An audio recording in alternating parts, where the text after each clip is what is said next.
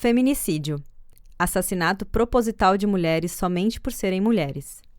Crime de ódio contra indivíduos do sexo feminino, definido também por agressões verbais, físicas e psicológicas. Você acabou de ouvir as definições do dicionário, também conhecido como tira-dúvidas ou tira-teimas.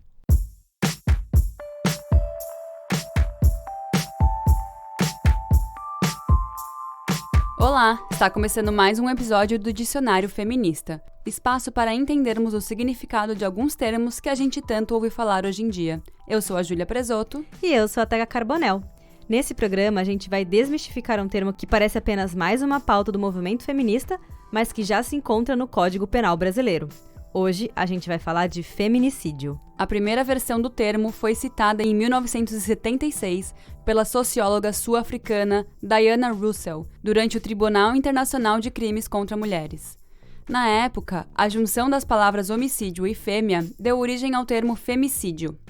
A socióloga afirma que a escolha das palavras fêmea se deu porque o crime não era só direcionado a mulheres, mas também a crianças e idosas.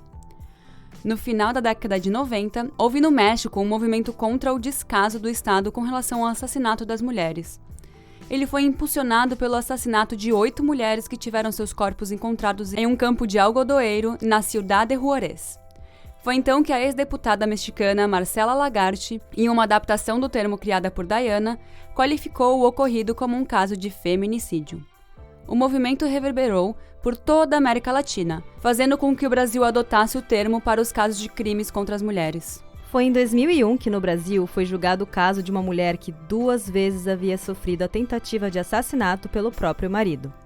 Na primeira tentativa, o marido proferiu tiros contra a esposa enquanto ela estava dormindo. Após a mulher sobreviver e em meio a abusos psicológicos, o homem realizou uma segunda tentativa eletrocutando a esposa durante o banho.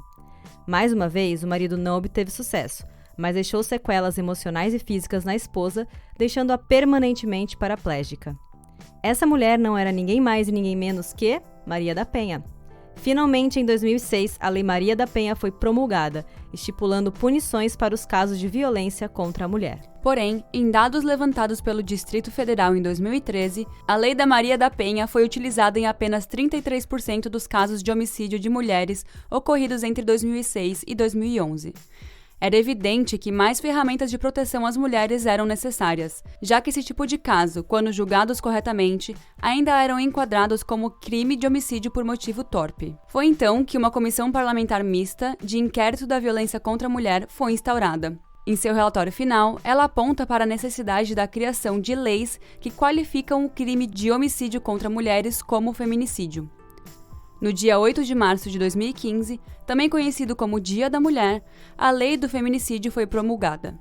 Além do feminicídio entrar na lista de crimes hediondos, com penas mais altas, a sua tipificação por meio de uma lei específica facilita a coleta de dados sobre a violência contra as mulheres no país.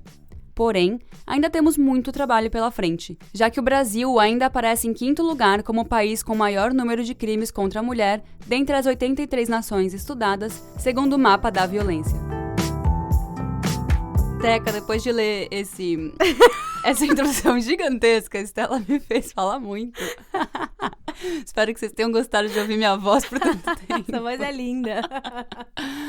Mas vamos voltar para o assunto sério do dia. Você sabe qual que é a diferença entre feminicídio e homicídio? Como a gente falou aqui, né, o feminicídio é o crime cometido contra as mulheres, né? É bem específico e ele é bem importante, eu acho, porque a gente vê que é um problema social, né? Mais um fruto do patriarcado, do domínio do homem sobre as mulheres e principalmente nessa época que a gente vive. Já acontecia muitos anos atrás, mas nessa época, principalmente, com o empoderamento feminino, com as mulheres querendo ter os seus direitos e lutando por seus direitos, os homens, eles se sentem na obrigação de educar a gente, entre aspas, e aí isso pode acabar em morte, né? Quando a gente começa a falar sobre feminicídio, não sei se hoje em dia ainda isso acontece, mas quando começou a se popularizar, eu ouvia muita gente falando, mas homem também morre. Mas se você for pesquisar casos de violência contra pessoas, né, em geral, os motivos para assassinar uma mulher, eles são sempre muito sempre relacionados com o poder que o homem tem sobre a mulher, né? Tipo assim, minha ex-namorada começou a namorar com outro cara, eu não gostei, matei ela. Minha namorada disse que não vai sair com que vai sair com a roupa que eu não gostei, ela é assassinada. Tem casos, assim, tão bestas que parece até mentira. Tipo, teve um caso, eu não consigo me lembrar os detalhes agora, mas uma mulher, ela começou a namorar com outro cara, tipo, ela tinha um filho com esse cara, e aí eles se separaram e começou a namorar com outra pessoa. O filho deles dois começou a ter contato com esse cara. O pai dele ficou tão, assim, fora do normal, né, fora do controle, que ele assassinou não só a mulher, como o filho dele também. Nossa.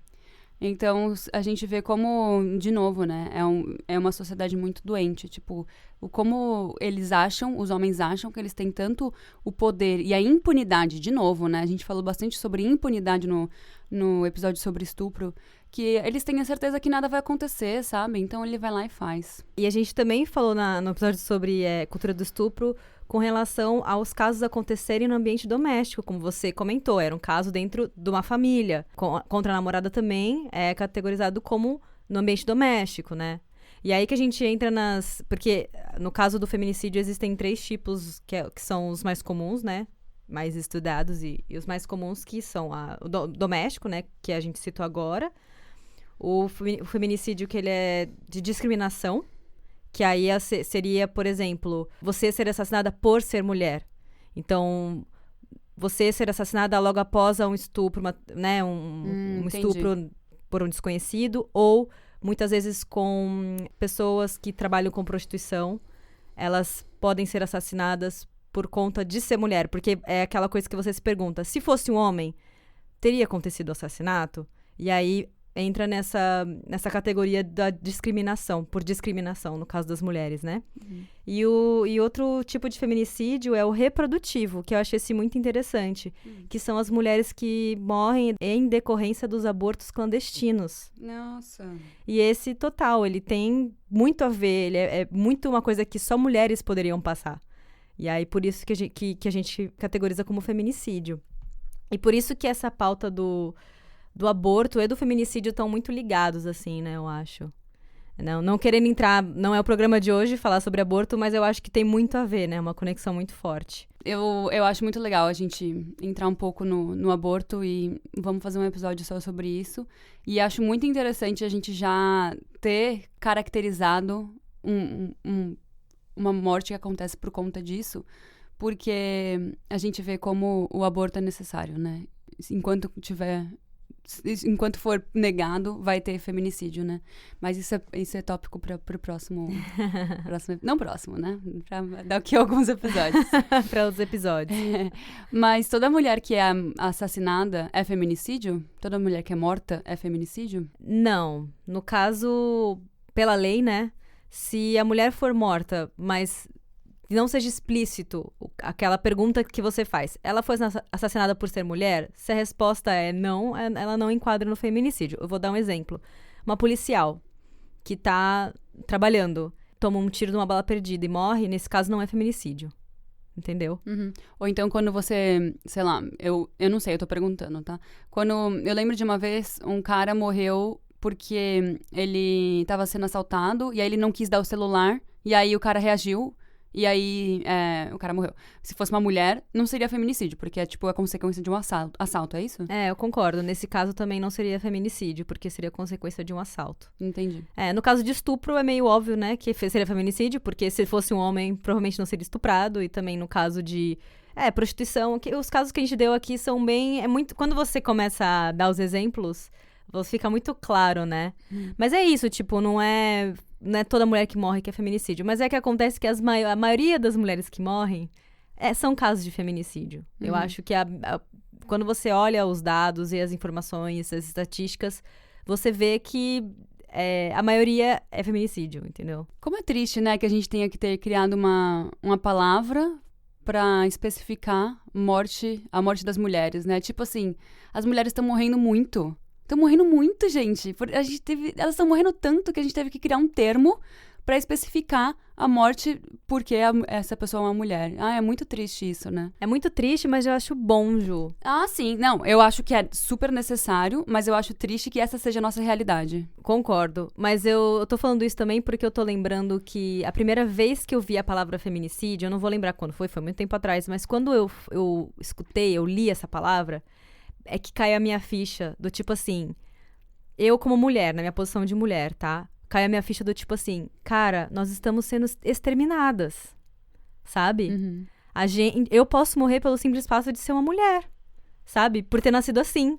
E eu não fiz mal a ninguém, sabe? É um sentimento de injustiça misturado com medo, sabe? E acho necessário isso, porque precisa cair a ficha também dos homens, nesse caso, e falar, cara, a gente tá exterminando mulheres, sabe?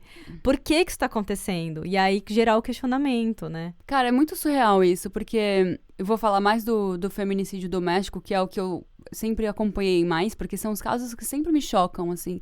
Eu acho sempre um absurdo a pessoa dizer que ama tanto que, sei lá, matou. É igual eu tava falando daquele documentário de Honor Killing, que a pessoa ama tanto a família que teve que matar a mulher porque tava tirando a honra da família.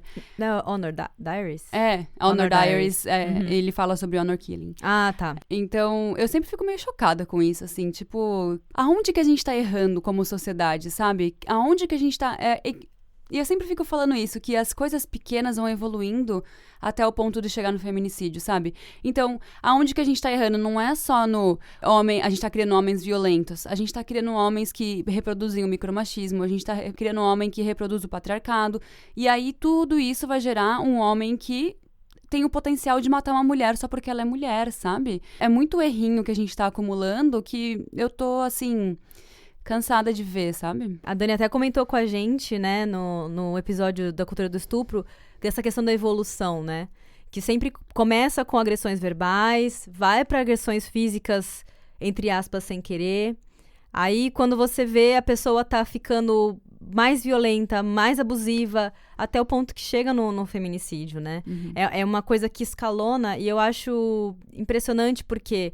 né, de novo, no fruto do patriarcado, criou uma coisa do homem ser o cara que domina o espaço doméstico, né? A mulher que administra, mas quem domina, quem dá as decisões é o homem. Então, aquele espaço é como se fosse um posto de segurança dele, né? Uhum.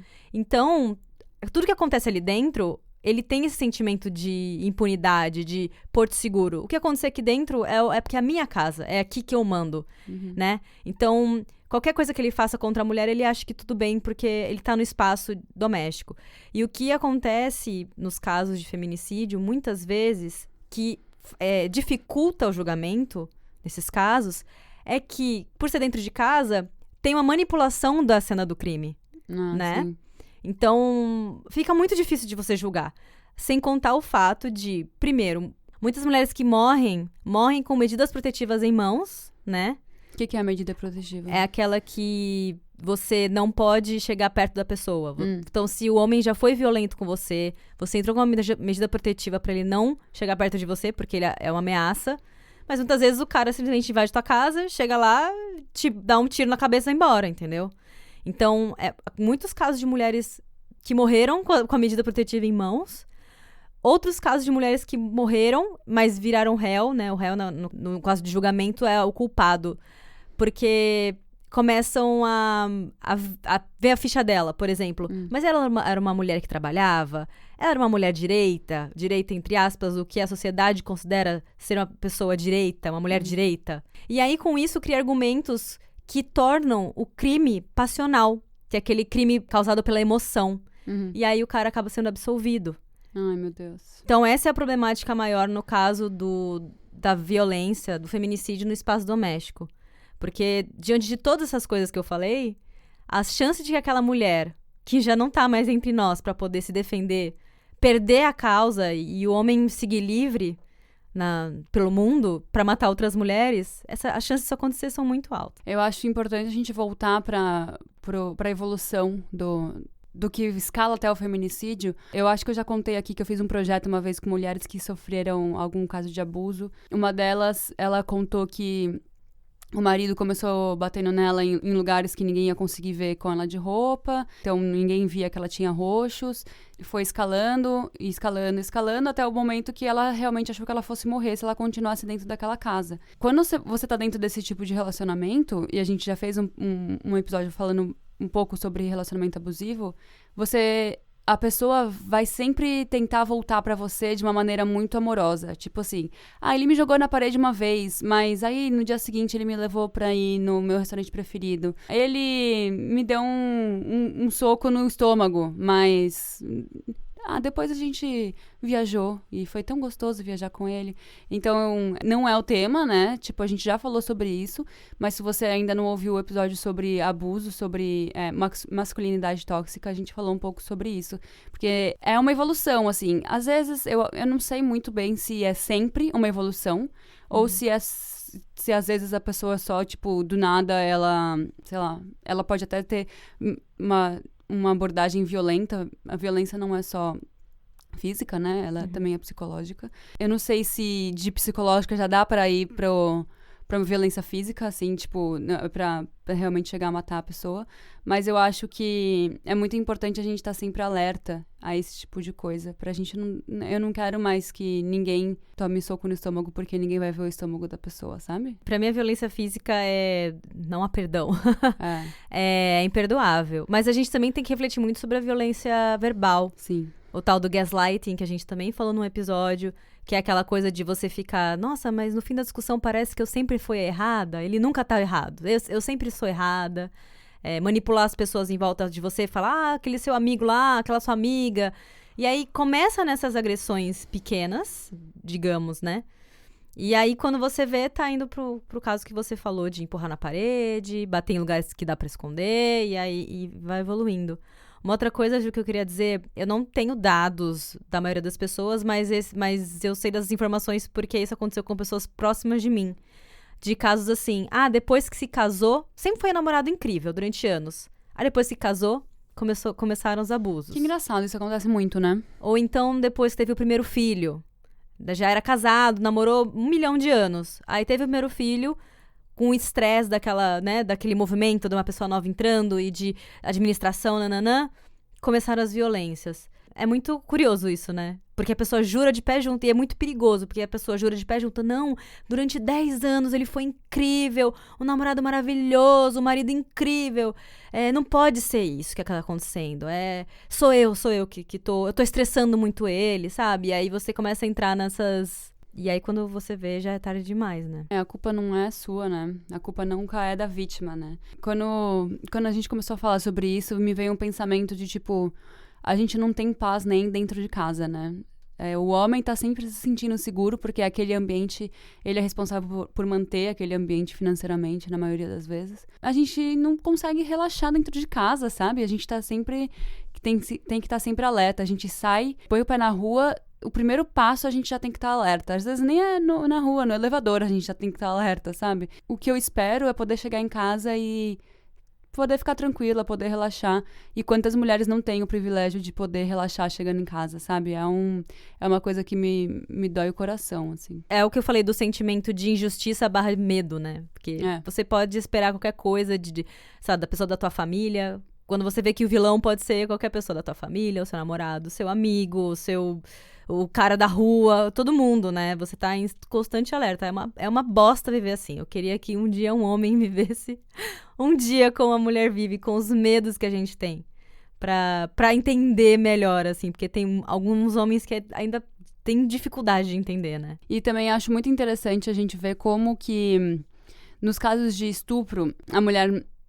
Algumas vezes, eu não sei se é a maioria das vezes, mas, enfim, as mulheres, elas sobrevivem, né? Então, as pessoas colocam muito em jogo a palavra dela. Tipo, você não deveria estar onde você estava, ou então você que provocou, e etc. No feminicídio, a mulher não está viva, como você falou, para se defender. E mesmo assim, as pessoas colocam a palavra na boca da mulher. Você vai ver Acho que as coisas estão melhorando em relação à cobertura da mídia. Já foi muito pior.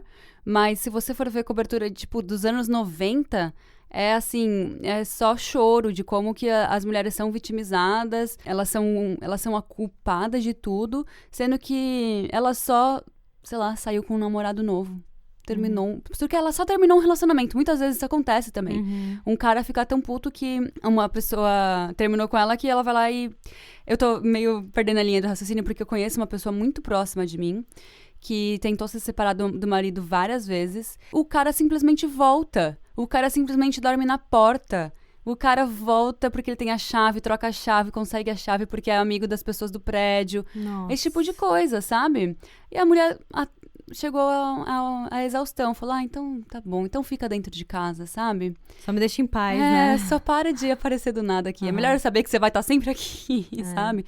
Então, assim, são motivos muito pequenos. A mulher tem o direito de terminar um relacionamento. A mulher tem o direito de ficar com outra pessoa a partir do momento que ela termina esse relacionamento. Ela não consegue exercer esse direito dela porque ela pode morrer. E as ameaças que, também das pessoas próximas de mim, as ameaças que o homem usa é justamente, ou é pedir, ou se tiver filhos, no caso dos filhos, ou pegar a guarda dos filhos, né? Que normalmente para as mulheres isso é algo que é bizarro, porque mulher dói muito, né? Homem parece que, tipo, tudo bem, né? Eu simplesmente fugir de casa e comprar cigarros e não voltar, mas a mulher a gente sente muito perder a guarda dos filhos. Então as ameaças são tirar a guarda dos filhos, ou então que ia matar a família dela se ela se separasse. Então é muito difícil tentar sair desse ciclo vicioso, porque é claro que o cara não vai matar a família dela, entendeu? Mas tipo, você tá num gaslighting tão forte, você tá num ambiente tão tóxico, tão abusivo, que você entra naquela paranoia e aí acaba, enfim, entrando pra estatística, infelizmente. Uma história que eu escutei numa festa, assim, tá numa festa, num chá de bebê. Eu estava num chá de bebê. E um casal, eles eram mais velhos, eles eram bem mais velhos. O homem tava contando que tem um negócio na frente da casa dele, tem um negócio, tipo um bar. E o dono do bar se casou com uma moça que tinha uma filha já de outro casamento. E a moça, um belo dia, não sei se quis terminar com ele, não queria mais nada com ele, e foi embora. O homem não só matou ela, como cortou as duas mãos da filha dela. Meu Deus! E aí, isso sendo contado pra mim num chá de bebê, assim. E aí você não sabe qual é a reação que você tem que ter, né? Porque você, ao mesmo tempo, é a pessoa mais velha, mas você também não vai confrontar. Mas eu acho que é muito importante nesses casos a gente falar a palavra feminicídio. Isso é um caso de feminicídio. Quando você vê uma notícia em que uma mulher foi morta, e que nitidamente é um caso que ela foi morta por ser mulher, você tem que apontar e falar, não, isso é um feminicídio. E comentar com as pessoas. Porque eu já fiz isso. Eu já vi um caso, né, de jornal, sei lá, na mídia, falando, um homicídio, mulher morre, não sei o que. Não, isso aqui é um feminicídio. E quando eu falei, a pessoa que tá do meu lado ficou em choque, falou, nossa, real, é um feminicídio, ela morreu por ser mulher. Então, eu acho importante a gente trazer essa palavra, sabe? Porque ela tá muito na lei ainda. E na época que a lei foi assinada e tal, as pessoas falaram um pouco, mas parece que ela de novo morreu. Então, a gente tem que voltar a falar para as pessoas tomarem esse choque de realidade mesmo, né? Eu só não sei se eu concordo com a parte de que o homem nem sempre não é doloroso pro homem perder a guarda do filho. Eu acho que é difícil a gente generalizar dessa forma.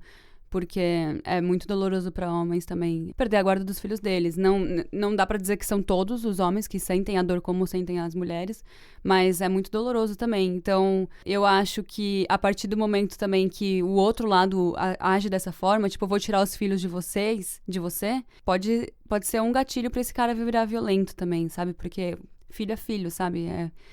Eu digo pelos pais que eu vejo ao meu redor, assim. Qualquer pai que eu tenho contato, eu acho que se sentiria muito se fosse impedido de ver os filhos. Eu tava me referindo muito ao abandono paterno, que é um fato, né? Que existe muito... Uma coisa a se refletir. Não é o tema desse episódio, mas uma coisa que é interessante você refletir.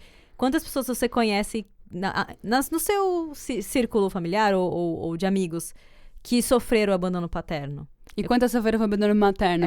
Então, crime, né? Exato. A mulher se abandonar o filho. É algo crime. A se refletir. Eu tenho esperança de que isso está mudando. Tenho amigos meus, pais, jovens, que provam pra mim que essa realidade está mudando, mas ainda existe. Então, sim. Foi nesse sentido que eu quis dizer, mas claro, para muitos homens também a guarda dos filhos é algo muito importante. Vamos anotar no nosso calendário de temas, abandono paterno. É um tema que a gente precisa muito falar também. Então, porque, na verdade, o crime contra mulher, como a gente comentou no começo do programa, ele antes da lei do feminicídio ser aprovada, um crime contra a mulher já era qualificado como um homicídio por motivo torpe.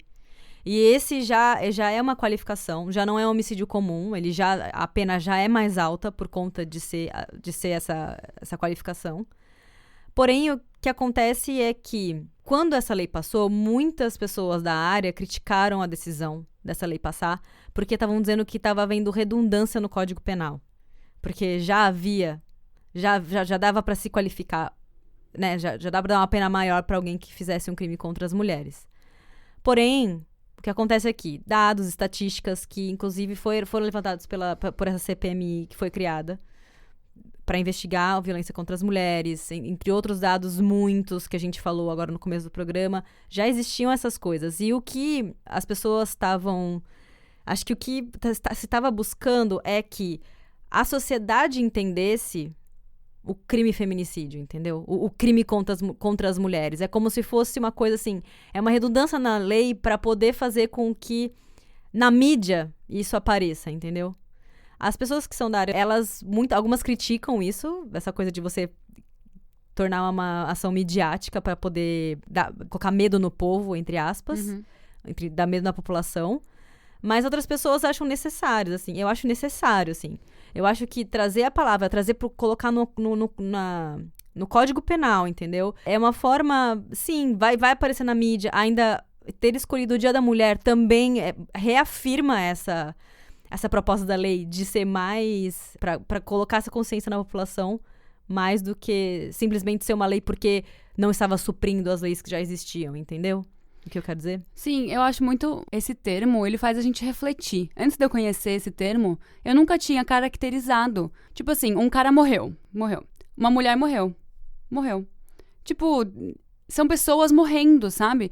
Você nunca para pra refletir quantas vezes as mulheres estão morrendo por motivo X, sabe? Você nunca para pra refletir a partir do momento que você tem um termo que caracteriza isso, as pessoas passam a ter mais atenção. Tipo, mas por que foi criado um termo só pra designar os crimes voltados para a mulher? Existe o termo porque as mulheres estão morrendo muito mais do que os homens. É por isso, sabe? E se não existisse, ninguém ia parar pra pensar nisso, sabe? Então precisa ter mesmo. Pode ser redundante, pode dar medo na população, mas eu espero que dê medo mesmo, sabe? Pra gente ficar... as mulheres ficarem mais atentas e buscarem mais informação e tentarem sair desse ciclo. E dois, pro homem ficar sabendo que não vai ser impune, sabe?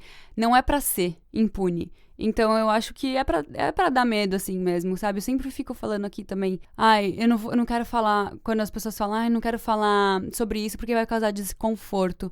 É pra causar desconforto, é pra causar medo, porque a gente tá assustado, sabe? Então, vocês também têm que estar, cara. Vocês também têm que estar desconfortável com a situação. A gente tá morrendo, né? A gente tá assustado, a gente tá morrendo. Então, a gente precisa falar sobre isso. É importante falar também que dados mostram que as mulheres negras elas entram nas estatísticas com maior índice de feminicídio do que as mulheres brancas. Então, também tem essa questão que tem que ser levantada, que tem que ser pensada, que tem que ser... Enfim, se tem que criar lei, se a solução é criar uma lei, então vamos criar uma lei. Se a solução é, sei lá... Eu não sei, a gente tem que justamente movimentar a discussão pra gente chegar numa solução, porque o problema tá lá ainda, né? A Maria da Penha, as agressões contra ela começaram em 1983, eu acho. Ela demorou 15 anos na justiça, ela não conseguia comprovar os abusos que ela estava sofrendo pelo marido, ela foi eletrocutada, gente, no banho. Ela tomou tiro enquanto estava dormindo, e ela ficou 15 anos sem conseguir nada da justiça. Depois que ela lançou um livro em 2001, as pessoas começaram a olhar pra ela. E aí começou o processo, aí o processo dela engatou. E aí ela ganhou em 2006. A Maria da Penha é muito recente, né, a lei? Muito. Eu achava que era mais antiga. Ela é só de 2006, gente. Até então, as mulheres estavam sofrendo violência doméstica e tava passando reto, sabe? Porque se ela demorou 15 anos, em 1983... sabe? Quantas mulheres mais apanharam? E ela sobreviveu a duas tentativas muito, muito letais, assim, de coisas que, sei lá, o anjo da guarda dela deve ser muito foda, assim, porque ela que foi que gerou, né, originou essa lei, fez com que essa lei entrasse. Mas é muito curioso você ver a força, a vontade de viver dessa mulher. Porque, assim, se uma pessoa tenta te matar uma vez, te bate, tenta te matar duas, nossa, gente, pra desistir é tão fácil. E ela não só não desistiu, como ela foi lá e criou um livro, como foi lá e abriu a discussão, e como foi lá e deu voz para outras mulheres, sabe? Eu acho a história dela incrível. Voltando para as mulheres negras, eu acho que foi em 2017, saiu uns dados sobre feminicídio no Brasil e mostrou que as mulheres brancas estão morrendo menos. Yay! Mas as mulheres negras aumentou. Tipo, não é que... Eu não sei os números, eu não sei direito os números, mas de ano pro outro, assim, aumentou muito o caso de mulheres negras sendo assassinadas.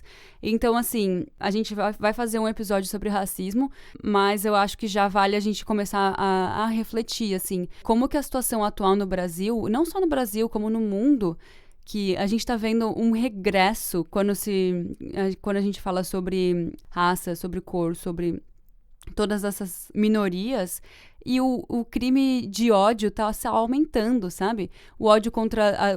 o feminicídio é um crime de ódio contra as mulheres, mas graças às feministas diminuiu um pouco, nesse ano, o número de mulheres brancas assassinadas, mas por que as mulheres negras continuam sendo alvo, sabe? É um ódio muito grande, é um ódio duplo, né? É um ódio por ela ser mulher, é um ódio por ela ser negra. Então, por que as pessoas estão odiando tanto a pessoa negra, né? Por isso que é fundamental, né? A nossa pauta inclui as várias... camadas. As várias camadas do feminismo, né? Porque não adianta a gente ter menos mulher branca morrendo, mas mais mulher negra morrendo. Tipo, pra mim, isso é uma derrota, sabe? Eu me sinto derrotada. Não valeu de nessa nada, luta, né? sabe? Então, eu acho que a gente tem que falar das mulheres trans, de todas as mulheres que sofrem pelos N motivos do preconceito social que elas sofrem. E com a atual conjuntura do nosso governo brasileiro, só tende a aumentar, né? Então, vamos cada vez mais se informar para tentar combater. Gente, a gente vai fazer agora o Momento Recebidos. Que são as mensagens que vocês estão mandando pra gente. Elas estão muito legais, os feedbacks, as reflexões. E a gente achou importante deixar um espacinho no programa pra falar. Pra ler aqui algumas mensagens que vocês mandaram pra gente e responder. Ou só comemorar, se for um feedback positivo. Eu vou ler a primeira, então. Então, a Tatiane mandou pra gente o seguinte. Eu sou brasileira, porém me criei na Argentina. Faz uns anos que me tornei feminista graças à minha irmã menor, que é a minha maior inspiração. Eu me senti em um caminho bem desconstruído e pensava que nada poderia me tirar desse caminho. Na Argentina, não faz muito tempo, teve uma grande movimentação sociopolítica num debate bem forte, que foi aborto legal, seguro e gratuito. Essa movimentação me ajudou a me descobrir mais ainda.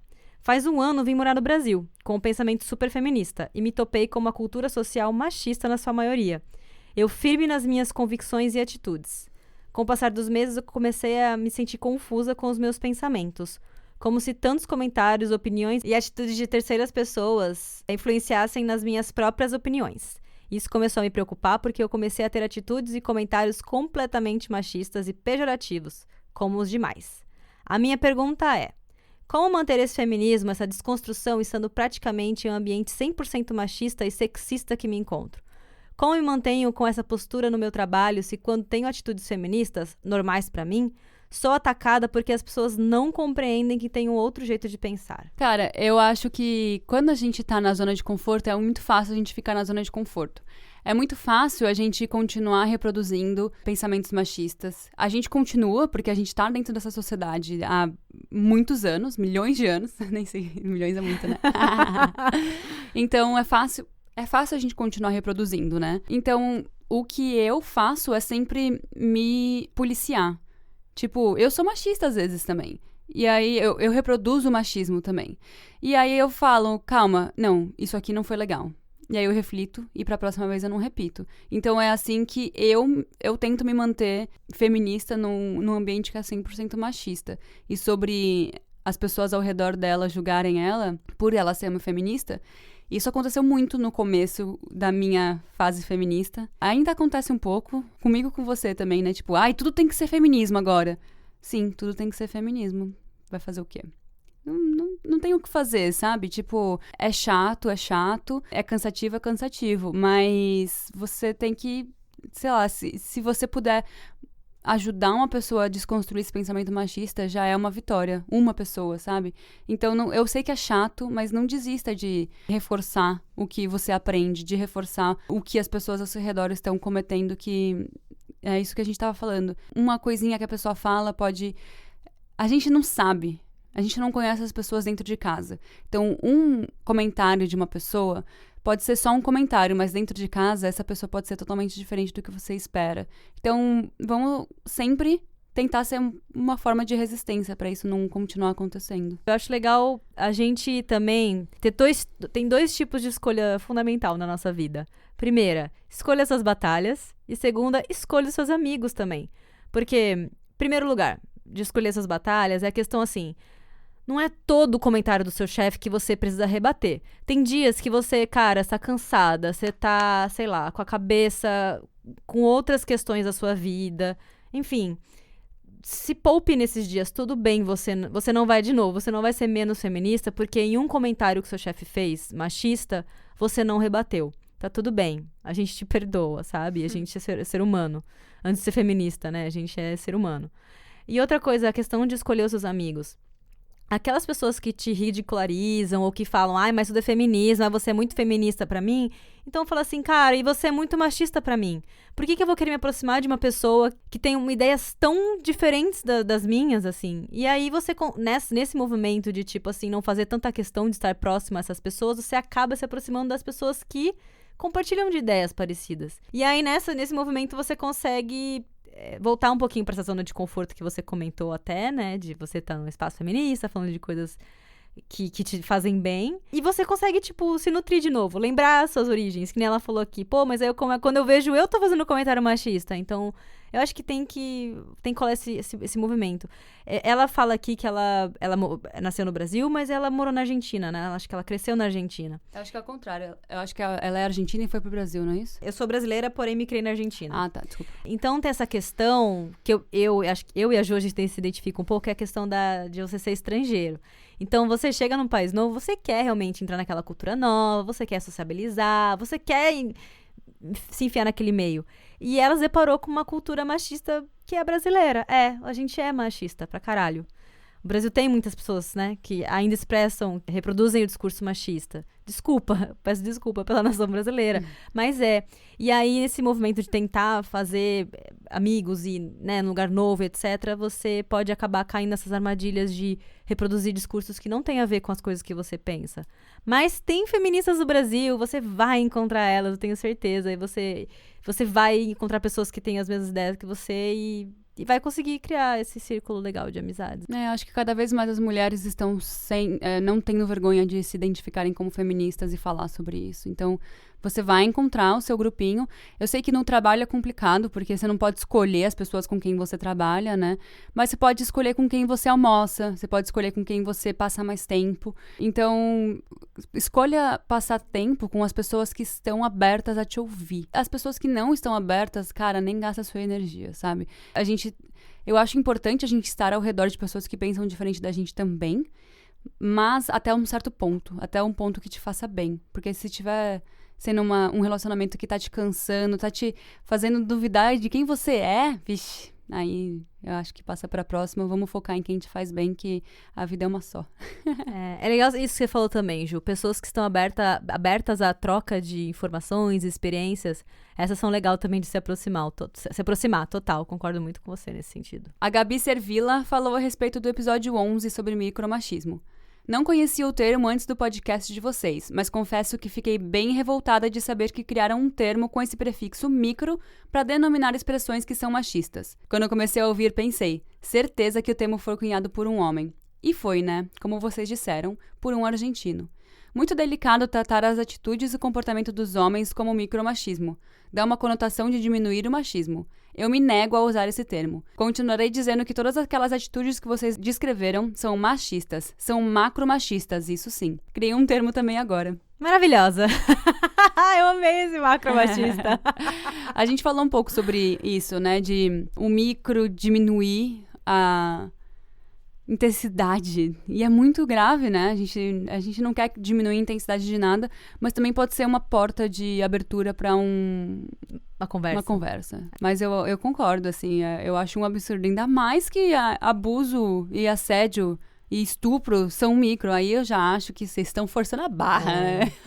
Complicado. Gabi, eu concordo com você. Não é à toa que a gente considera você colaboradora já do Dicionário Feminista. Elenco fixo. Ainda sobre o episódio 11, micromachismo, o Guilherme Visserec compartilhou com a gente uma piada que ele viu num Stories. A piada dizia assim: havia uma mulher chamada Zol. Zol é uma mulher solteira. Precisamos arrumar um homem pra Zol. Nossa, que engraçado. Diante dessa piada, o Guilherme comentou: eu acabei de ouvir o episódio sobre micromachismo. Parabéns e muito obrigado pelo trabalho que vocês estão realizando. Vocês são foda. Porém, logo após eu ter ouvido vocês, eu vi essa piada e achei que esse sentimento de achar um homem para uma mulher é uma forma de micromachismo. Queria saber o que vocês acham. Estou me dedicando a esse processo de desconstrução, mas já quero agradecer muito a vocês, pois estou mudando comportamentos machistas automáticos graças ao conteúdo excelente de vocês. Obrigada, Guilherme. A gente é foda mesmo. Mas muito obrigada mesmo. Sobre esse comentário, essa piada que eu tô rolando de rir até agora, é micromachismo mesmo. Ou macromachismo, a Gabi diria. A sociedade tá sempre esperando que a mulher tenha um namorado, se case, tenha um filho e fique em casa não enchendo o saco da sociedade, né? Fica aí. Então, é sempre esperado que a mulher tenha um parceiro. E o homem nem sempre é esperado isso dele, assim. Eu sei que em algumas religiões, em algumas culturas isso é esperado, mas eu não acho que no Brasil isso seja uma realidade. Quando o homem tá solteiro por muito tempo, é tipo, ele tá curtindo a vida, ele tá conhecendo gente, lá. E quando é a mulher, daqui a pouco o útero não aguenta mais, né? Você tem que ter filho, você tá envelhecendo, ninguém mais vai te achar bonita. Então é uma pressão enorme, né? Em cima da mulher pra ela ter filho, pra ela ter namorado, pra ela estar sempre cumprindo a tabelinha da família tradicional brasileira. Gente, eu acho isso tão difícil, porque a nossa sociedade hoje em dia se mostra, ela sempre foi, eu acho, mas hoje em dia ela tá se mostrando cada vez mais diversificada. Por exemplo, tem gente que não quer ter filho, tem gente que não quer ter companheiro ou companheira, não quer ter, a pessoa tá muito feliz sozinha, sabe? E eu olho e falo, nossa, real, cara, você tá muito mais feliz sozinha do que quando você tava tentando namorar alguém e não dava certo. E tem gente que não quer ter filho, e tem gente que só quer ter gato, e tem gente que só quer ter cachorro, e tem gente que não... E tem mulher que não quer ter homem, quer ter outra mulher, entendeu? Então, tipo assim, é tão variada as formas de opções. Ou vários homens, ou várias mulheres. Homens e mulheres. Tipo, é uma cabecinha muito fechada, sabe? Eu olho e falo, não faz sentido mais. No mundo que a gente vive, talvez no mundo que a minha avó vivia, talvez sim, mas no mundo hoje em dia não dá mais, sabe? Então, cara, eu acho que o problema da nossa geração é que existe um gap, um abismo entre a nossa geração e a geração dos nossos avós. É tipo, é muita diferença. Eu acredito que porque a nossa sociedade está evoluindo, porque a gente tem acesso muito mais rápido à informação, etc., a nossa geração não vai ter esse abismo com a geração mais nova. Mas essa geração nossa, com os nossos avós, tem um abismo muito grande. O pensamento deles é totalmente diferente. E aí os nossos pais também, né? Eles reproduzem um pouco, já deu uma melhorada, mas é aquela, né? Ok, boomer. Ok, boomer, vamos ouvir um pouquinho o que a gente tá falando?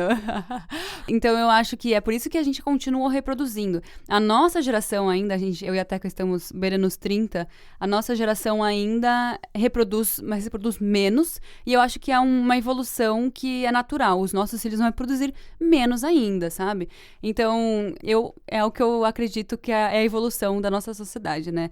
Eu falei já no episódio passado que eu não acredito que eu vou estar viva pra ver machismo não ser uma palavra mais, não existir, sabe? Nossa, lembra em 2020, quando a gente precisava discutir machismo? Tipo, eu acho que ele vai existir até eu estar morta, sabe? O patriarcado vai existir até eu estar morta, infelizmente. Mas eu acho que vai melhorar. Esse lance de, tipo, a mulher tem sempre que estar com o homem. Esses casos de micromachismo que a gente citou no episódio retrasado, eu acho que vai diminuir. Eu tenho essa esperança. Você tem essa esperança também? Eu tenho, sabe por quê, Ju? Porque desde a época que a gente era adolescente até hoje, beirando os 30, eu já vi que mudou tanto, sabe? A gente mudou muito também. E a gente muda, todo dia a gente muda, sabe? Então, eu tenho esperança. Eu sou uma pessoa muito positiva nesse sentido. De novo, eu vou reproduzir uma coisa que a Dani falou no último episódio, que se a gente não tivesse esperança que o mundo fosse mudar, a gente nem seria ativista, a gente nem estaria aqui fazendo isso. Então, né? A gente tem que ter essa esperança. Senão a gente fecha a porta e vai embora e não volta mais. É aquele lance, né? Tipo, vai demorar 100 anos para as mulheres ganharem o mesmo salário do que os homens. Vai demorar 100 anos para ser igual. Então, eu não vou viver mais 100 anos, infelizmente, né? Eu já tenho 27, não vou viver até os 127. Então, é isso que eu digo de eu não ter esperança de que vai acabar. Nossa, não existe machismo. O que seria isso? Tipo, eu não acho que isso vai existir. Mas eu acho que a gente tá caminhando para o melhor, assim. Eu não sou do tipo de pessoa que acha que a sociedade tá só piorando, assim. A humanidade tá só se acabando. Eu acho que a gente tá caminhando para o melhor e dando voz para cada vez mais gente inteligente, importante, que fala coisa que a gente precisa ouvir. Mas também tem muita gente que a gente não precisa ouvir. Tipo, a família Bolsonaro. Pessoas que vivem no passado, né? Que não... Ou então que não querem escutar o que os outros estão falando. A impressão também é que as pessoas não querem escutar o que as outras pessoas estão falando, sabe? Se for diferente do que elas pensam. Se for diferente. E aí você fica nessa bolha do tempo, sei lá, vivendo no passado pra sempre, sabe? E não é assim que funciona, eu acho, né? Então é isso, Guilherme. Tomara que a gente divagou bastante, mas tomara que a gente tenha respondido alguma coisa. Depois que descobrimos que muitas mulheres morreram para que nós tivéssemos os nossos direitos, a gente não vai mais enxergar o crime contra as mulheres apenas como homicídio, né? Se você conhece alguém que ainda não reconhece o feminicídio, já compartilha esse podcast para essa pessoa parar de passar vergonha. Aproveitando, já segue a gente no Instagram Dicionário Feminista Pod, no e-mail dicionariofeministapodcast@gmail.com ou nos comentários no canal Dicionário Feminista se você estiver escutando pelo YouTube. A gente vai ficar muito feliz de ouvir suas sugestões, críticas e histórias. Lembrando que esse podcast só foi possível com a estrutura da Biblioteca Pública de Vancouver. E o apoio emocional dos nossos amigos e parceiros de lutas diárias. Como a gente só trabalha com fatos, todas as fontes usadas para a produção desse programa estão na descrição. Para quem quiser estudar mais sobre o assunto, é só dar uma passadinha lá. Muito obrigada por ouvir a gente e tchau! Tchau!